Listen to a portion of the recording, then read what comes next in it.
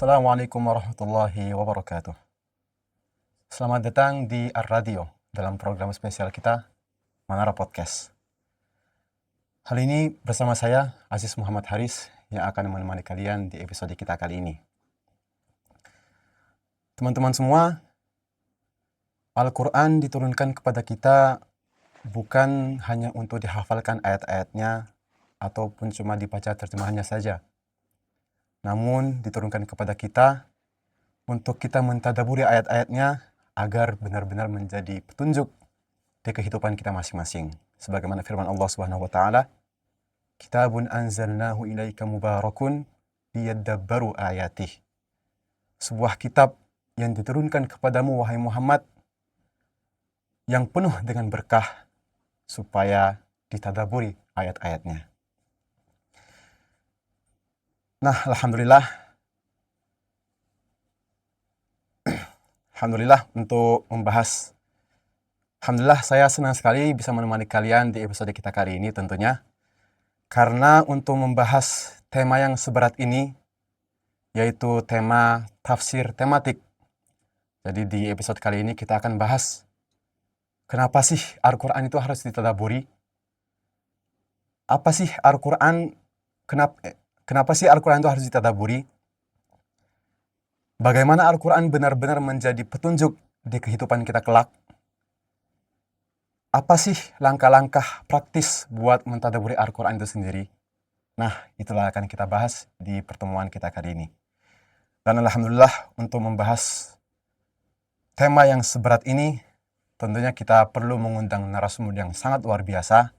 Dan alhamdulillah beliau sudah hadir di depan kita semua. Beliau adalah ustadz kita, sekaligus dosen mata kuliah ilmu tafsir di kampus kita tercinta Institut Muslim Cendekia. Beliau adalah Ustadz Ya'qub Hafizahullah Ta'ala. Assalamualaikum Ustadz. Waalaikumsalam warahmatullahi wabarakatuh. Bagaimana kabarnya Ustadz? Alhamdulillah bikhair, sehat. Alhamdulillah. Antum bagaimana, sehat? Alhamdulillah bikhair Ustadz. Terima kasih banyak sudah hadir di Manara Podcast. Mungkin sebelum kita masuk lebih jauh untuk mengulik ayatnya secara tematik nih Ustadz. Sepertinya ada satu pertanyaan yang sudah menjadi sangat umum untuk kita, ya kalangan anak muda gitu Ustadz. Sebenarnya buat apa sih kita masih perlu belajar tafsir itu sendiri? Soalnya kita khususnya sudah hidup di zaman yang serba instan gitu Ustadz. Ada AI, ada internet. Ya tinggal ketik-ketik udah dapat jawabannya semua. Apakah nggak cukup buat kita tuh belajar Al-Quran dengan terjemahannya saja gitu Ustadz? Bagaimana Ustadz? Ya, bismillahirrahmanirrahim. Alhamdulillah wassalatu wassalamu ala Rasulillah wa ala alihi wa ashabihi ajma'in wa ba'du. Terkait dengan kenapa kita harus belajar tafsir, apakah tidak cukup dengan hanya membaca terjemah saja? Kemudian apakah masih relevan dengan sekarang dengan perkembangan zaman sekarang ini, adanya Google, adanya AI dan sebagainya, di mana orang bisa ketika ingin memahami sesuatu dalam Al-Quran, dia tinggal klik saja begitu, mungkin bisa nampak seperti itu. Ya, betul. Maka sebelum perkembangan zaman ini, dahulu ketika ulama kemudian memiliki inisiatif membukukan tafsirnya, ya. Jadi pada zaman Nabi memang tidak ada tafsir. Ya. Zaman sahabat memang tidak ada tafsir. Cuma sudah termaktub dalam pikiran mereka sendiri dan mereka faham dengan bahasa Arab mereka sendiri, sehingga orang-orang terdahulu tidak perlu kemudian seperti kita sekarang atau ulama-ulama setelahnya yang memang membutuhkan untuk membukukan namanya tafsir. Karena ketika zaman Nabi SAW misalkan, para sahabat kalau ingin mengetahui sesuatu langsung bertanya kepada Nabi SAW. Atau para sahabat misalkan yang lain ingin mengetahui tentang pemahaman yang benar tentang ayat tertentu, Ketika Nabi Shallallahu Alaihi Wasallam wafat, maka mereka bertanya kepada sahabat-sahabat senior yang sudah terkenal dengan Al-Qur'annya seperti Ibnu Abbas, Ibnu Mas'ud dan lain-lainnya. Sehingga ketika itu umat ketika itu belum butuh pembukuan tafsir. Sehingga pada akhirnya kemudian nanti pada waktunya ya sudah masuk zaman tabi'in di situ, kemudian tabi'in di situ mulailah kemudian ada pembukuan tafsir yang kemudian inisiatif ini bertujuan untuk bisa memberikan manfaat kepada umat setelah mereka. Artinya apa? Karena tafsir itu bertemakan Al-Qur'anul Karim, dan Al-Quran itu sesuai dengan zaman, tidak dimakan zaman, sesuai dengan tempat, kapanpun itu, dimanapun itu, maka Al-Quran tetap sesuai dengan lingkungan dan waktu itu. Sehingga dalam keadaan kita sekarang ini semua serba berkembang seperti itu dan maju. Apakah kemudian kita masih membutuhkan kitab tafsir atau belajar tafsir? Maka jawabannya adalah sangat kita butuhkan. Karena bagaimanapun kemajuan teknologi pada zaman sekarang ini, ada AI misalkan begitu, kemudian ada Google misalkan gitu, ya, itu hanya sebagai alat untuk membantu kita supaya lebih cepat mencarinya. Gitu ya, Ustaz. Ya, bukan menjadi marja dasar, bukan menjadi referensi dasar untuk kita mengetahui atau memahami Al-Qur'anul Karim secara utuh dan benar. Sehingga boleh saja kita kalau ingin mengetahui satu ayat misalkan, kita kemudian klik di AI misalkan atau cari di Google misalkan, dia akan memberitahukan kita. Tapi kemudian untuk mengetahui keabsahan daripada apa yang tertera atau apa yang kita dapatkan dari AI misalkan seperti itu, maka ada penyeleksian. Maka supaya tidak capek untuk kemudian ini benar apa tidaknya, ya, kemudian ini diakui apa tidak, sesuai dengan kriteria misalkan penafsiran para ulama apa tidak, maka mau tidak mau kita harus kembali kepada belajar tafsir.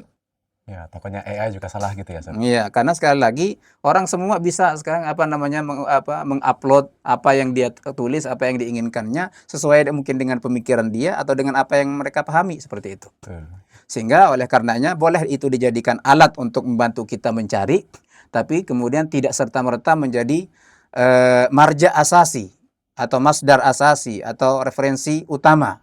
Yang menjadi referensi utama kita adalah kitab-kitab tafsir dari ulama-ulama kita. Sehingga sekali lagi sangat relevan sekali bagaimanapun keadaan kita sekarang dengan kemajuan teknologi yang begitu sangat luar biasa, kita masih tetap harus belajar tafsir. Itu Allah Ta'ala. Berarti emang tafsir itu di zaman Nabi dan sahabat itu sudah menjadi kehidupan mereka sehari-hari gitu ya, Ustaz? Sudah menjadi kehidupan mereka sehari-hari, kan Al-Quran karena bahasa mereka. Betul ya. Iya, bahasa mereka, dan mereka lebih tahu tentang bahasa waktu itu ketimbang kita orang-orang yang sekarang. Ya. Ya. Jadi sekarang misalkan orang Arab begitu ya. Orang Arab sekalipun berbicara dengan menggunakan bahasa Arab, belum tentu juga mengetahui apa isi kandungan atau tafsiran dari ayat-ayat tersebut. Oh, begitu. Sehingga mereka harus banyak kembali kemudian kepada ulama-ulama mufassirin, ulama-ulama tafsir. Atau paling tidak kalau mereka tidak kembali kepada ulama-ulama tafsir, mereka membaca kitab-kitab mereka. Karena tidak bisa kemudian tadi ada sisi terjemahan. Apakah kemudian kita tidak cukup dengan terjemahan, Ustaz? Tidak cukup dengan terjemahan. Karena banyak ayat yang kalau kita hanya berpegangan pada terjemahan, itu bisa menyesatkan diri kita sendiri yang membaca, juga bisa menyesatkan orang lain dari hasil pemahaman kita dari terjemahan itu. Oh, gitu. Itu. Allah Ta'ala alam. Masya Allah. Karena kalau misalkan kita cuma belajar Al-Quran dengan terjemahan, jadi takutnya dengan pemahaman yang salah, kita justru membuat orang-orang itu dalam dolal gitu, Ustaz ya. Iya, bisa tersesatkan. Dengan tafsir kita bisa memahami makna yang betul yang disampaikan oleh Allah Subhanahu wa Ta'ala dalam ayatnya. Berarti tadabbur itu sendiri, mungkin tafsir perlu ditadaburi, Ustaz, atau ayat perlu ditadaburi, Ustaz.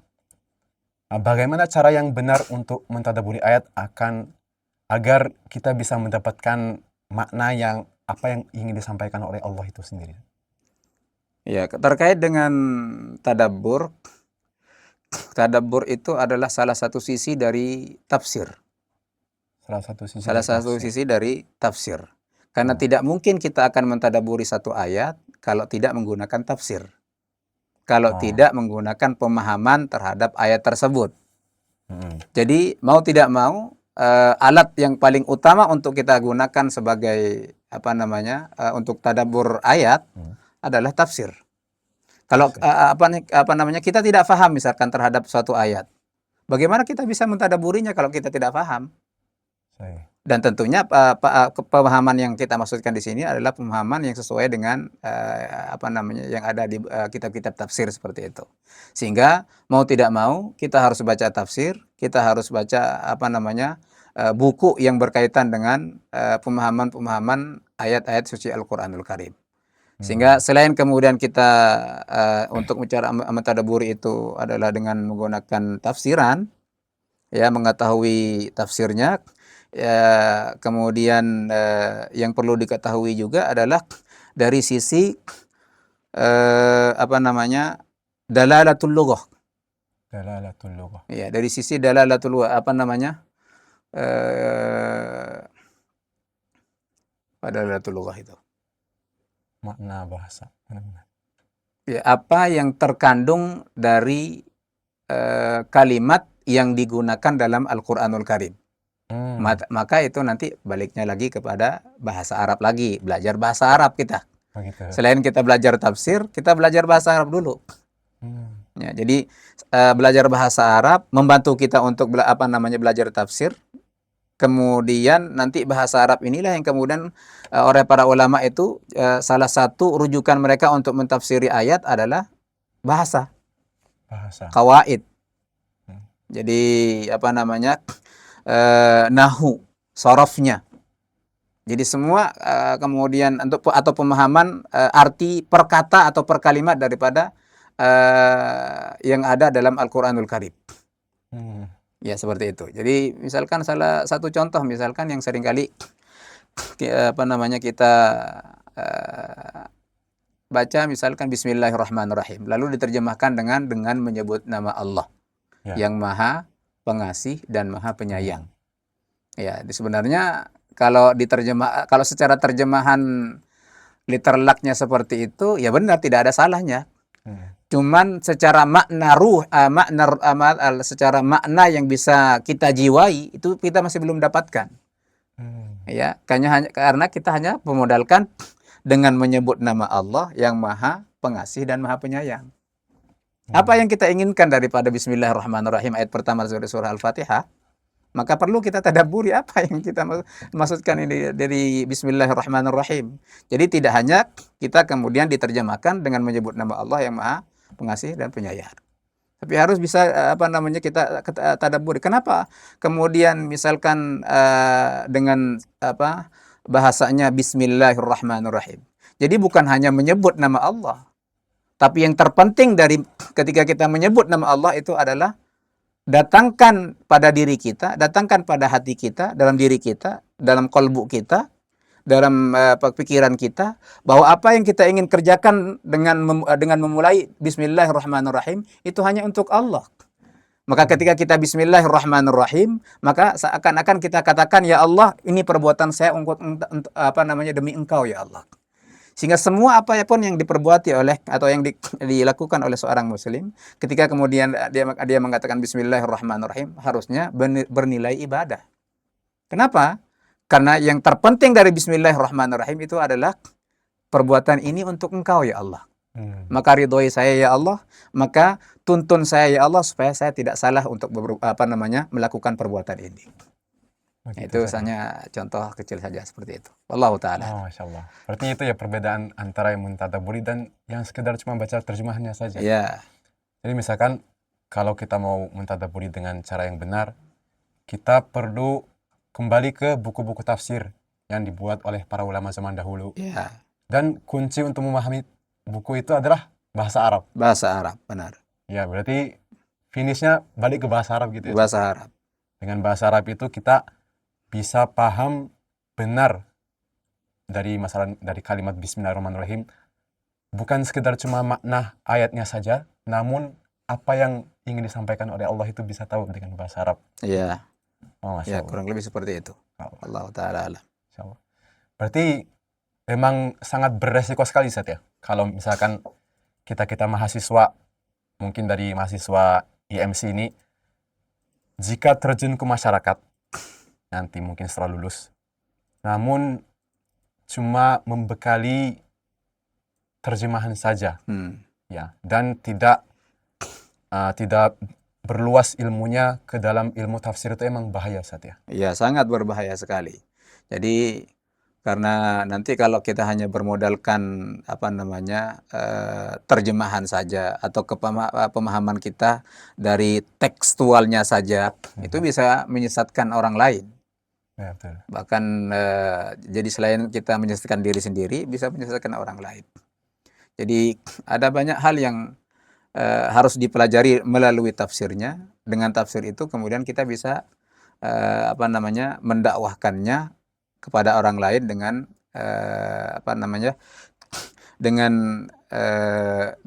benar dan tidak menyeleweng dari kaidah-kaidah dasar daripada tafsiran para ulama kita. Jadi misalkan contoh aja, ketika Allah Subhanahu wa taala berfirman, walillahil masyriqu wal maghrib fa aynama tuwallu fa thamma wajhullah. Fa aynama tuwallu fa thamma wajhullah. Maka dimanapun kalian berada, maka disitulah Allah Subhanahu wa taala ada. Fa aynama tuwallu fa thamma wajhullah. Ini kaitannya dengan orang-orang yang salat ya. Oh, ya. Artinya kalau kita secara tekstual, secara terjemahan memahami ayat ini, maka mazhab kita akan berpindah kepada mazhab yang dimanapun kita berada, mau adanya kompas atau tidak adanya kompas terserah, silahkan sholat terserah kalian. Kenapa? Karena dimanapun kalian berada dan dimanapun kalian menghadap dalam sholat kalian, maka Allah ada di situ. Itu arti fa inna ma tuwallu fa thamma wajhullah. Berarti nggak perlu ada kiblat. Maka di sinilah kemudian perlunya adanya tafsir. Nah, di sinilah kemudian perlunya ada tafsir. Tafsir itulah yang kemudian yang memberitahukan kita tentang sebab nuzulnya, yang memberitahu kita tentang ada nasikh dan mansukhnya, kemudian ada keumuman dan kekhususannya, ada mutlak dan muqayyadnya. Jadi tafsir itu yang kemudian yang nanti mengarahkan kita, menuntun kita kepada pemahaman yang benar. Jadi bukan lagi kemudian dimanapun kita mau menghadap sholat, kemudian di situ benar juga. Kenapa? Karena sesuai dengan konteks ayatnya, tidak bisa. Maka kita harus merujuk kepada ayat-ayat yang lain atau merujuk kepada kitab tafsir para ulama yang mengarahkan kita, ternyata ayat ini ada sisi mansukhnya. Ada sisi yang tidak dipakai, di mana ayat yang lain misalkan mengatakan fawalli wajhaka syatral masjidil haram wa haitsu ma kuntum fawallu wujuhakum syatrah. Jadi ada perintah Allah Subhanahu wa taala langsung kepada Nabi kita Muhammad sallallahu alaihi wasallam untuk salat menghadap kiblat. Jadi bukan untuk salat menghadap kemana saja, karena di situ ada Allah. Maka sangat fatal sekali ya kalau kita hanya bermodalkan terjemahan saja, kemudian bermodalkan pemahaman diri sendiri, tidak pakai tafsir, ya begitu kan? Ya sehingga nanti kita mau sholat di mana aja dengan menghadap mana aja bisa, boleh gitu. Maka disitulah kemudian kesalahan fatalnya. Maka selaku mahasiswa, alhamdulillah antum sekarang belajar alatnya. Dan yang membantu antum untuk supaya lebih memahami alat itu adalah ada asatidzah, ada dosen-dosen antum yang yang membimbing antum supaya nanti ketika membaca suatu kitab atau buku, antum bisa pahami dan bisa bandingkan dengan pemahaman kitab yang lain. Jadi seperti itu. Allah Ta'ala. Insyaallah. Jadi saya tambah semangat lagi dengan dengar kata-kata Ustaznya. Insyaallah. Mungkin saya juga sering kali dengar, mungkin sering baca juga dari perkataan para ulama mungkin, Ustaz. Jadi di Al-Quran itu ada mukjizat, Ustaz. Jadi Al-Quran itu adalah mukjizat.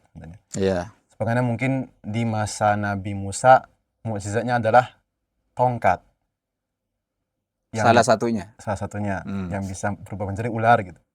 Nabi Isa adalah misalkan bisa menyembuhkan orang yang sakit, bisa menghidupkan bahkan orang yang meninggal.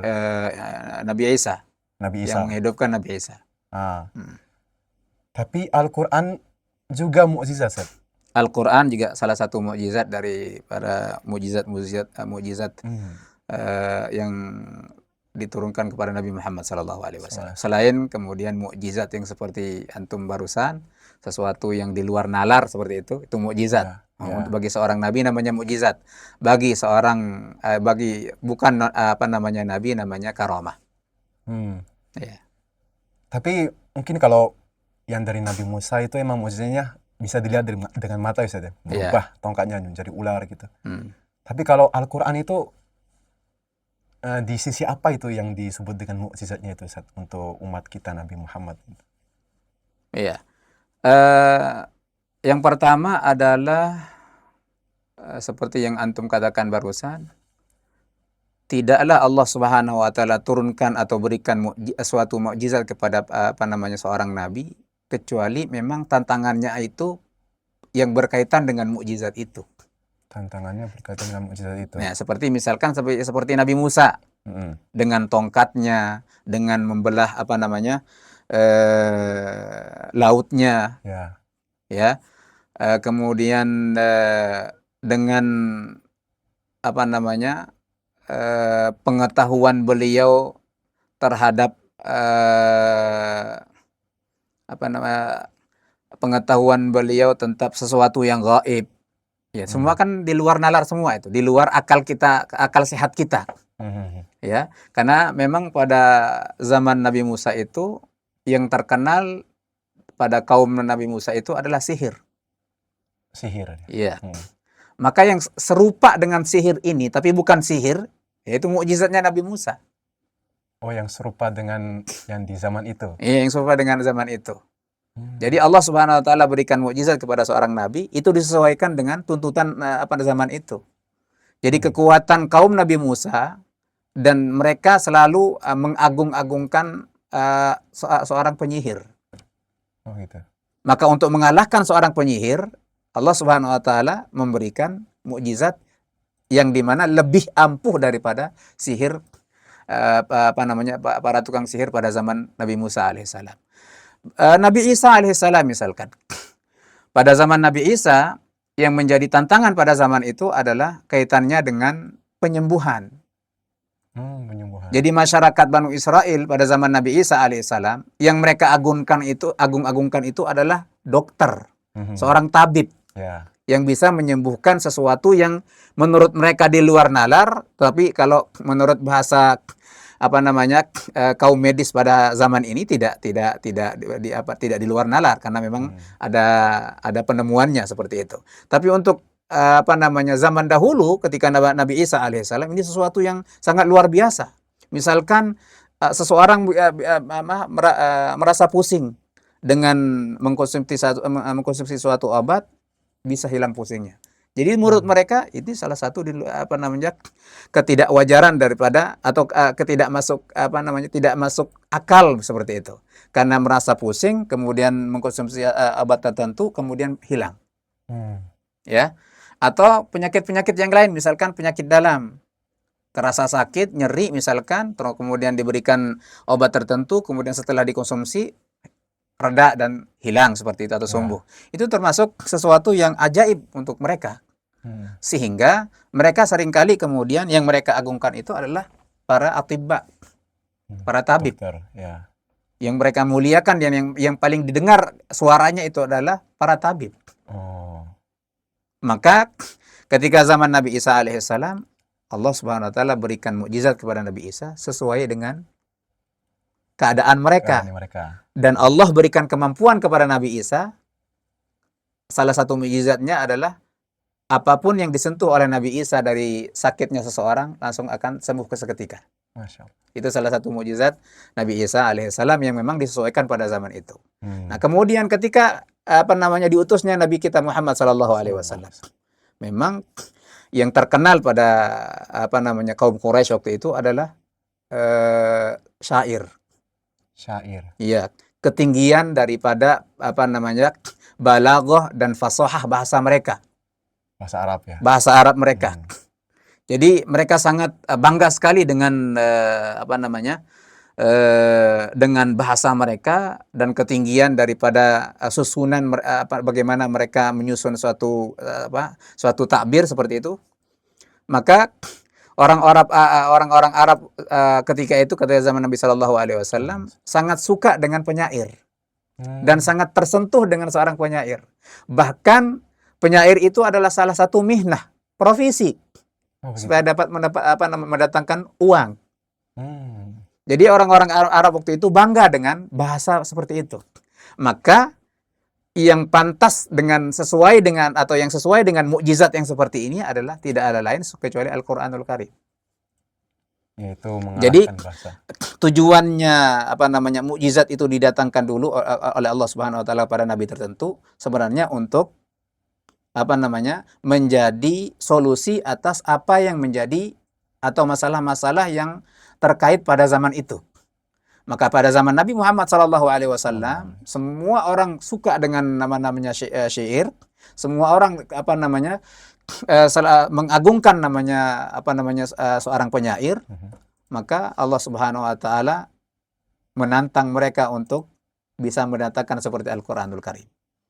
Jadi sisi kemukjizatan Al-Quran itu adalah mengalahkan apapun perkataan manusia, apapun perkataan syair siapapun, kemudian perkataan hikmah siapapun, yang ketika kemudian kita mendengarkannya kemudian bisa terharu, bisa senang, atau bahkan bisa terenyuh, saking terpengaruhnya kita dengan indahnya bahasanya itu. Tapi ketika kemudian Allah Subhanahu wa taala turunkan Al-Qur'an, maka semua bahasa-bahasa yang indah di telinga orang itu kemudian kalah dengan ketika kita mendengarkan lantunan-lantunan ayat-ayat suci Al-Qur'anul Karim. Masya Allah. Jadi salah satu kemujizatan Al-Qur'anul Karim. Jadi bahkan keindahan Al-Quran itu sampai pada orang-orang yang tidak paham terhadap bahasa Al-Quran. Seperti misalkan kita asal bahasa kita bukan bahasa Arab. Iya, betul. Iya, masyarakat awam kita tidak tahu bahasa Arab. Bahkan sampai sekarang sebagian dari mereka tidak tahu terjemahan atau arti daripada ayat-ayat surah Al-Fatihah. Iya. Tetapi ketika kita baca, paling tidak mereka akan diam. Ketika kita baca misalkan Al-Fatihah misalkan, paling tidak mereka akan diam. Artinya apa? Dia langsung tahu dan tunduk. Ini perkataan bukan perkataan orang. Ini perkataan bukan sembarangan perkataan, bukan perkataan seorang presiden, bukan perkataan seorang menteri. Ya, ini perkataan khusus. Jadi secara fitri atau secara fitrah mereka bisa diam ketika mendengarkan lantunan ayat suci Al-Qur'anul Karim. Jadi sekali lagi, dan orang awam, dan makanya orang yang khusyuk salat itu ya walaupun sangat membantu sekali orang yang memahami ayat makna dari ayat-ayat Al-Fatihah, memang sangat membantu untuk kekhusyuan. Tapi apakah khusyuk itu hanya bagi orang yang paham terhadap Al-Fatihah? Belum tentu. Belum tentu juga. Bahkan orang yang awam sekali tidak tahu namanya Al-Fatihah, tidak tahu nama terjemahan Al-Fatihah misalkan, atau pemahaman dia terhadap ayat-ayat surah Al-Fatihah misalkan, dia tidak tahu sama sekali. Tapi dia hanya taunya adalah ini adalah ayat Allah. Ini saya lagi berbicara dengan Allah. Jadi ketika dia sholat, dia menganggap dirinya lagi berbicara dengan Allah. Itu khusyuk. Sedangkan kita yang tahu bahasa Arab, ya, tiap hari kita tahu tafsiran atau dari bisa kita katakan tahulah tafsir daripada surah Al-Fatihahnya, kita pernah belajar seperti itu, belum tentu kita khusyuk juga. Artinya apa? Al-Qur'an itu tidak melihat paham apa tidak dengan bahasanya bahasa Arab apa tidak, paham atau tidak. Karena sekali orang tersentuh dengan Al-Qur'an, hanya dia menginginkan hanya ini perkataan Allah, ini adalah kalam Allah, udah selesai. Itu untuk bagi orang awam ya. Jadi tentunya nanti kehusyuan itu ada level-levelnya coba ya. Tapi tetap bagi kita akan respect bahwa seorang awam yang hanya menganggap ini adalah kalam Allah, ini tidak sembarangan kalam, berarti kalau lagi sholat saya lagi menghadap Allah dan berbicara dengan Allah. Bagaimana saya tidak menghadirkan hati saya ketika sholat kalau saya lagi berbicara dengan Allah. Jadi seperti misalkan kita mau menghadap ke mudir misalkan, atau menghadap ke siapa, Pak RT atau gubernur misalkan, kan kita ada juga adab. Mau berbicara juga dengan santun dan lembut, Ya, tidak tidak tengok kiri kanan, ya kan? Iya. Kemudian dan pasti kita akan mendengar terus bahasa atau perkataan daripada yang kita temui. Ya, begitu juga dengan orang yang sholat. Ya, jadi seakan-akan kita berbahasa atau berkalam atau bercakap-cakap dengan Allah dan ingin mendengar apa yang dikatakan Allah Subhanahu wa taala. Maka seringkali kemudian ketika kita baca surah Al-Fatihah, alhamdulillahirabbil alamin. Jadi seakan-akan kita mendengar bahwa Allah Subhanahu wa taala senang dipuji. Ar-Rahmanir Rahim. Kemudian Maliki Yaumiddin.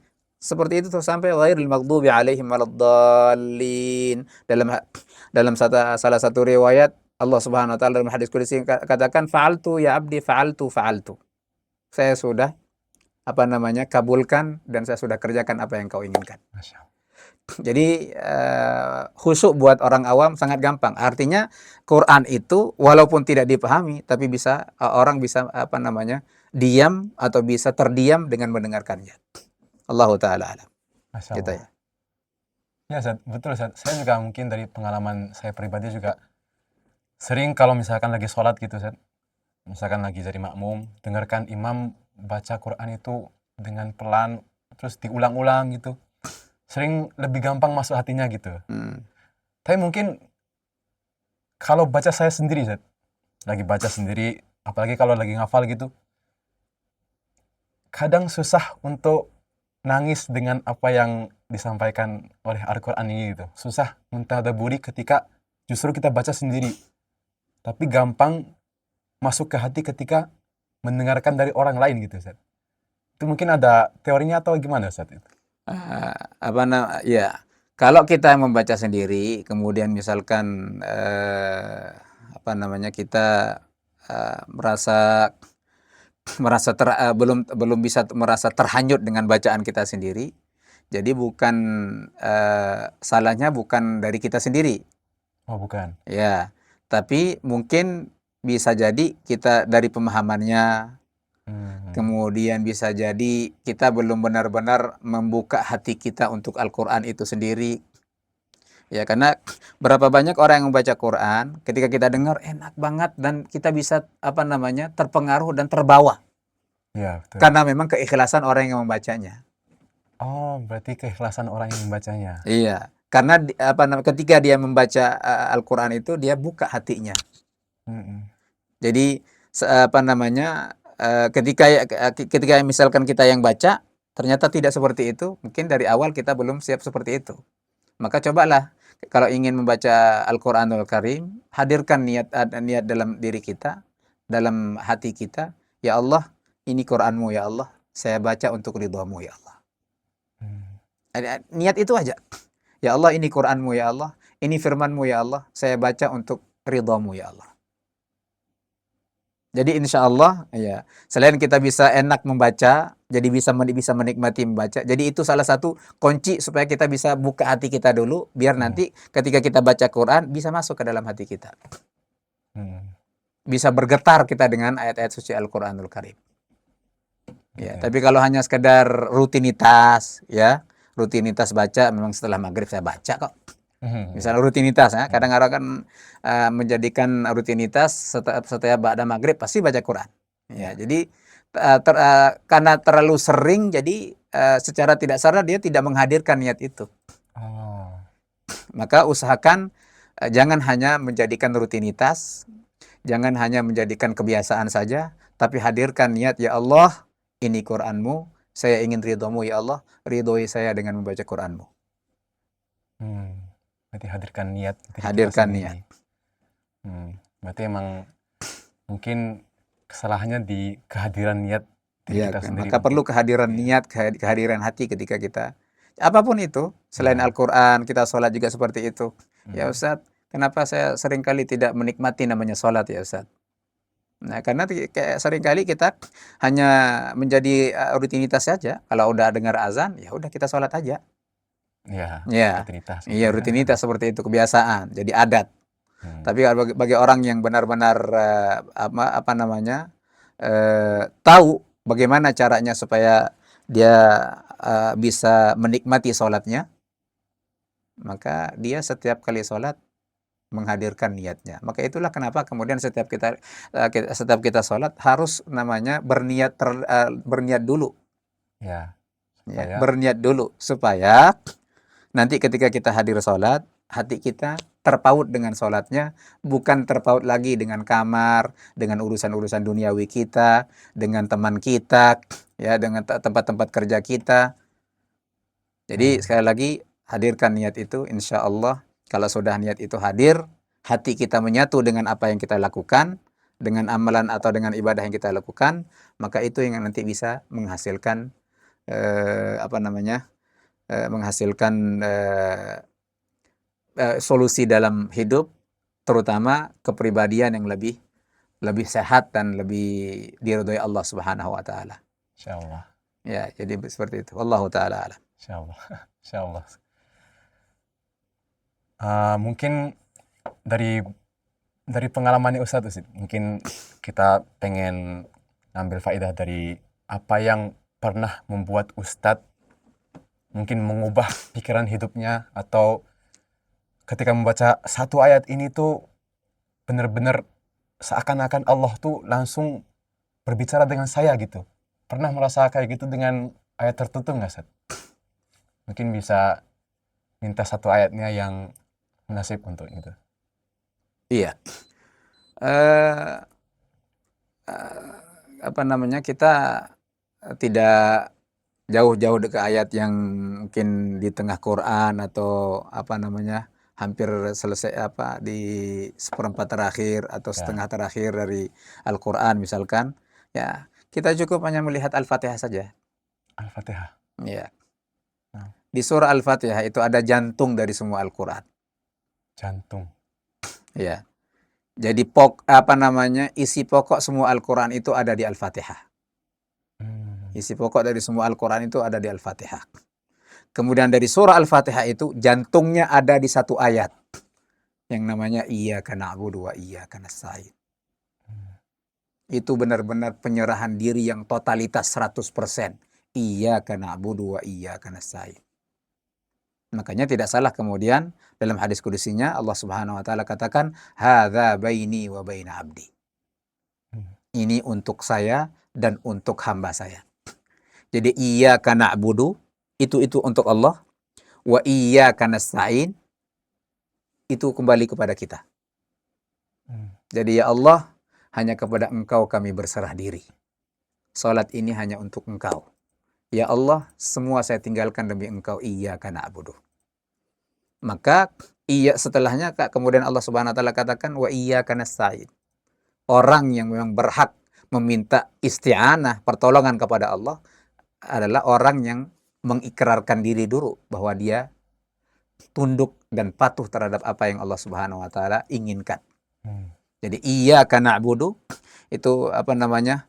eh Makna tertuang dari seorang penghambaan Allah penghambaan seorang hamba kepada Allah Subhanahu wa taala, apa namanya? Makna penyerahan secara totalitas qalban wa jisman wa ruhan kepada Allah Subhanahu wa taala, sehingga layaklah kemudian nanti Allah Subhanahu wa taala katakan fa'altu ya abdi.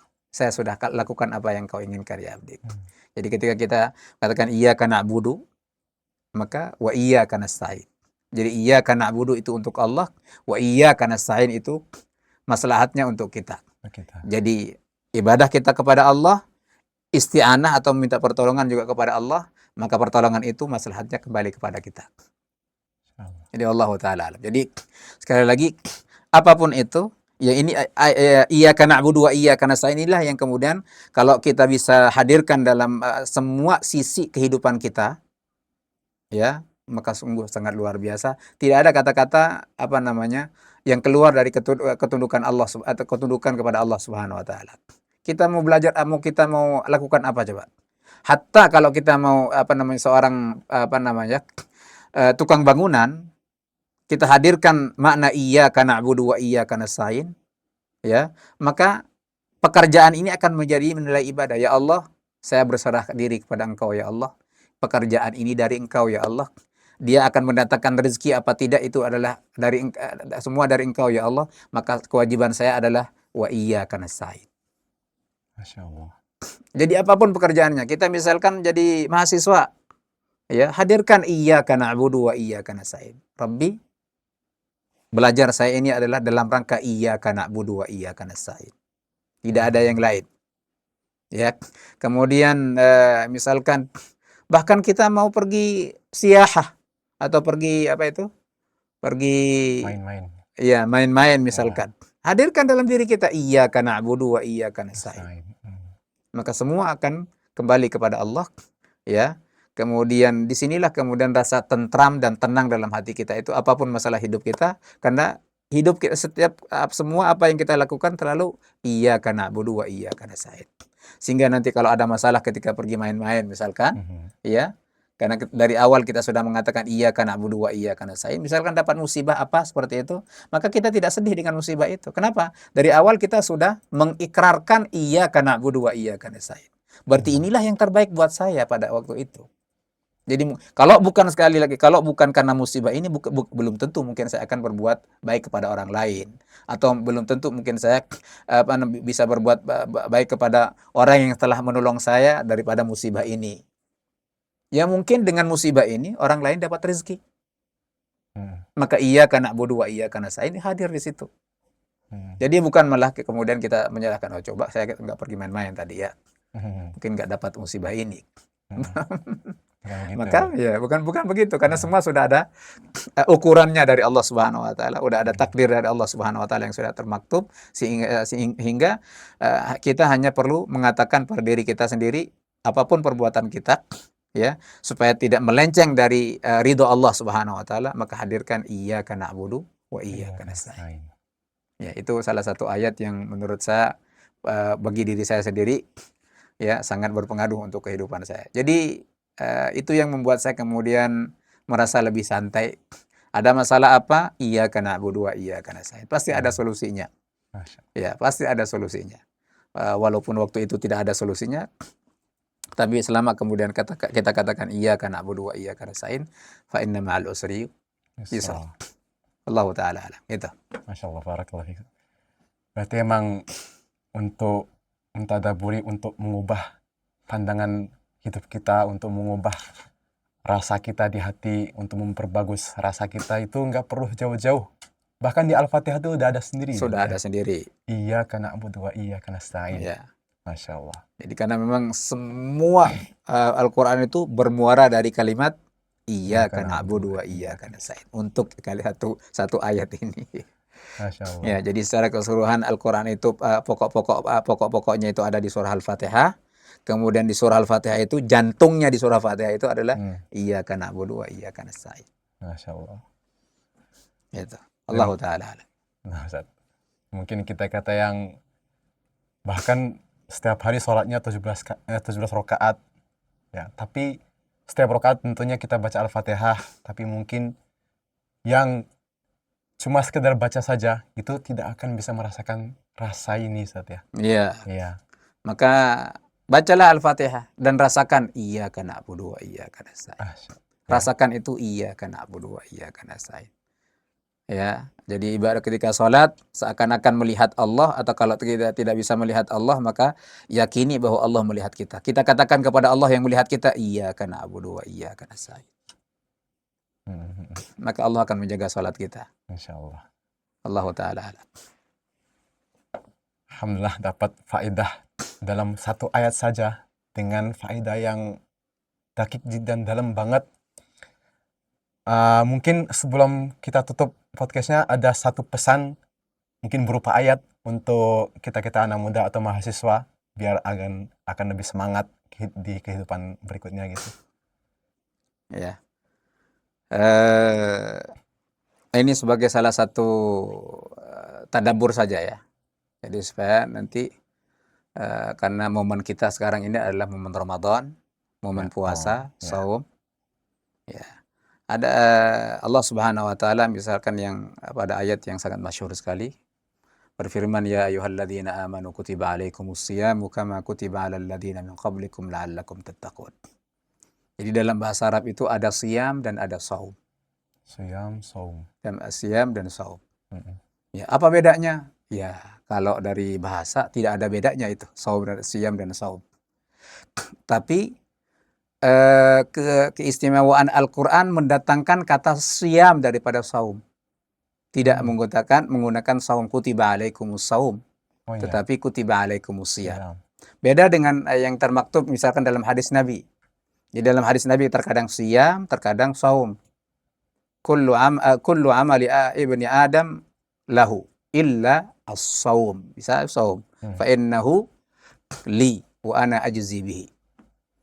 Ya, jadi kata as-saum. Jadi terkadang tidak dibedakan antara saum dengan siyam kalau pada hadis-hadis Nabi Shallallahu Alaihi Wasallam. Tapi khusus untuk Al-Quran teristimewa semua ya, sirnya itu adalah semua kata-kata puasa yang berbahasa Arab dalam Al-Quran yang intinya adalah ibadah itu pasti pakai siyam. Oh, berarti beda ya. Siyam sama saum di Quran beda. Dibedakan.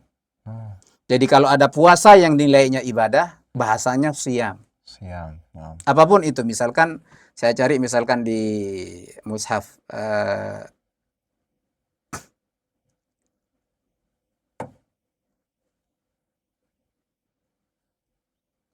sebentar ya. Ya, kata-kata as-siyam atau siyam.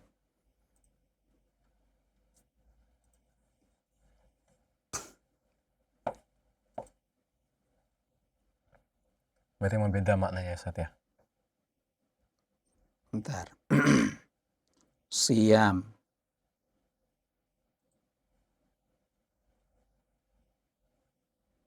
Nah, di sini banyak sekali ayat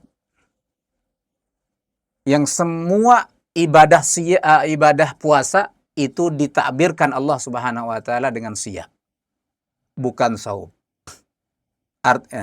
Seperti misalkan ya tadi itu kutiba alaikumusiyam, kemudian uhilla lakum lailatas siyam, kemudian di ayat berikutnya di Al-Baqarah juga misalkan faman lam yajid fasiyamu thalathati ayyam, siyam lagi. Kemudian di surah An-Nisa misalkan Allah Subhanahu wa taala katakan faman lam yajid fasiyamu syahraini mutatabi'ain, seperti itu. Kemudian di surah Al-Maidah juga begitu, fasiyamu thalathati ayyam. Kemudian Al-Maidah juga seperti itu. Au kafaratun ta'amu masakin au adlu dzalika siyaman liyadhuqa wabala amrih. Kemudian di Al-Mujadilah juga seperti itu. Allah Subhanahu wa taala firmankan faman lam yajid fasiyamu syahrain. Jadi semua puasa yang bernilai ibadah itu namanya siyam. Ini takbir Quran. Sedangkan puasa yang tidak bernilai ibadah itu ditakbirkan Allah saum. Puasa yang tidak bernilai ibadah. Iya. Ada berarti, Ustaz. Ada yang tidak bernilai ibadah. Ditakbirkan Allah saum. Dalam surah An-Nisa, dalam surah Maryam, Allah Subhanahu wa taala berfirman, "Fakuli washrabi wa qarri 'aina, fa imma tarayinna minal bashari ahadan faquli inni nadhartu lirrahmani sawma." Jadi bukan inni nadhartu lirrahmani siyama, bukan. Tapi sauma. Orang yang puasa berbicara ibadah apa enggak? Berbicara? Orang yang tidak berbicara, puasa berbicara. Tidak berbicara itu ibadah apa bukan? Bukan. Bukan ibadah. Bukan ibadah. Antum puasa pergi dari keluar arroyah. Itu puasa juga namanya. Cuman bukan ibadah. Oh, gitu. Jadi kalau antum ingin ibadah antum puasa antum bernilai, maka jadikanlah siyam bukan saum. Bagaimana caranya? Ya. Nabi Shallallahu Alaihi Wasallam katakan, man qama Ramadana imanan wahtisaban. Kemudian man shoma Ramadana imanan wahtisaban.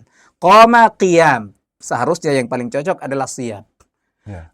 Orang yang sholat, pasti setiap sholat itu dia menghadirkan niat, harus berniat.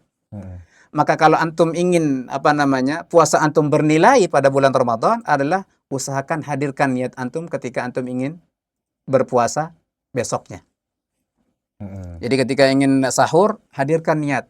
Niat. Sebagaimana kita setiap kita ingin melakukan sholat, kita selalu mengatakan atau menghadirkan niat. Ya. Hadirkan niat, ya Allah, ini saya makan makanan sahur, saya minta barokahnya dan saya untuk untuk beribadah puasa demi Engkau ya Rabb. Mhm. Jadi hadirkan itu. Jadi sebagaimana kita selalu mentajdid niat kita ketika mau sholat apapun itu, maka harusnya kita harus tajdid dan memperbaharui terus niat kita. Kenapa? Supaya menjadi punya nilai atau kualitas yang tinggi daripada puasa kita. Jadi untuk yang bernilai ibadah, Allah katakan siyam, kan memang ada alifnya di situ, sama seperti ibadah. Oh iya, sebenarnya. Ya, ibadah, siyam. Mm. Ya, bagaimana kita supaya bisa mendirikan puasa itu benar-benar karena Allah Subhanahu wa taala, bisa benar-benar memang dengan menghadirkan hati kita untuk keridhaan Allah Subhanahu wa taala. Ya, karena kalau kita datang Ramadan, ya udah ngapain lagi, kan puasa. Kalau bulan Ramadan puasa artinya itu rutinitas. Ya, rutinitas. Kebiasaan berarti. Jadi belum tentu juga, makanya orang yang hanya menganggap rutinitas saja, bulan Ramadan datang ya udah kita puasa. Habis Ramadan ya udah selesai kita puasa. Ya, betul. Artinya itu tidak menghadirkan niat, walaupun dia tidak makan, tidak minum, tidak melakukan hal-hal yang membatalkan puasa, ya memang secara kewajiban udah jatuh kewajibannya. Jadi udah jatuh kewajibannya. Tapi kemudian apakah dia mendapatkan pahala seperti orang yang menghadirkan niat? Belum tentu. Maka siamkanlah diri antum, jangan saumkan. Jadi siamkan. Siamkan. Iya. Jadi supaya bernilai ibadah yang total karena Allah Subhanahu wa taala. Jadi sekali lagi supaya puasa kita pada bulan Ramadan tahun ini selalu bermakna, maka marilah kita hadirkan pada diri kita sendiri niat kita setiap kali mau sahur, ya, niatkan kepada diri kita, ya Allah, puasa saya ini untukmu ya Allah. Ya Allah, puasa ini untuk ridhomu ya Allah. Ya Allah, ampunilah saya ya Allah dengan puasa ini ya Allah. Ya Allah, jangan keluarkan saya pada bulan Ramadan ini ya Allah, kecuali Engkau jadikan saya hamba-Mu yang telah terampuni dosa-dosanya. Jadi mungkin itu yang jadi penutup barangkali ya. Mudah-mudahan di sisi saya dapat manfaat juga. Ya, kemudian kita semua dapat manfaat. Mudah-mudahan apa yang kita usahakan yang terbaik pada bulan Ramadan ini menjadi salah satu amal kita yang terbaik yang nanti termaktub di mizan kita untuk bertemu dengan Allah Subhanahu wa taala. Wallahu taala a'lam bishawab. Insyaallah, barakallahu fiik, Ustaz. Berarti emang dari kita membahas tafsir itu dan kita sudah langsung mempraktekkan dengan beberapa ayat, iyyaka na'budu wa iyyaka nasta'in. Maka dari ayat tentang siam. Berbeda maknanya siam dan saum. Masya Allah, itu pentingnya kita belajar tadabbur Al-Quran secara mendalam. Mungkin kita sudah sampai di penghujung acara podcast. Terima kasih sekali lagi ucapkan kepada Ustadz Yakub atas waktu dan ilmunya. Semoga apa yang disampaikan oleh Ustadz tidak hanya menjadi tambahan di dalam kepala kita, namun menjadi manara atau cahaya yang akan menuntun kita ke depannya nanti, insya Allah. Amin. Dan terima kasih juga untuk teman-teman semua yang telah menonton podcast di Ar-Radio, di Mana Podcast, sampai akhir ini. Saya Aziz Muhammad Haris, pamit undur diri. Jangan lupa ikutin episode-episode berikutnya dengan tema tadabbur Al-Quran yang tidak kalah menarik. Sampai sini. Syukran. Assalamualaikum warahmatullahi wabarakatuh. Waalaikumsalam warahmatullahi wabarakatuh.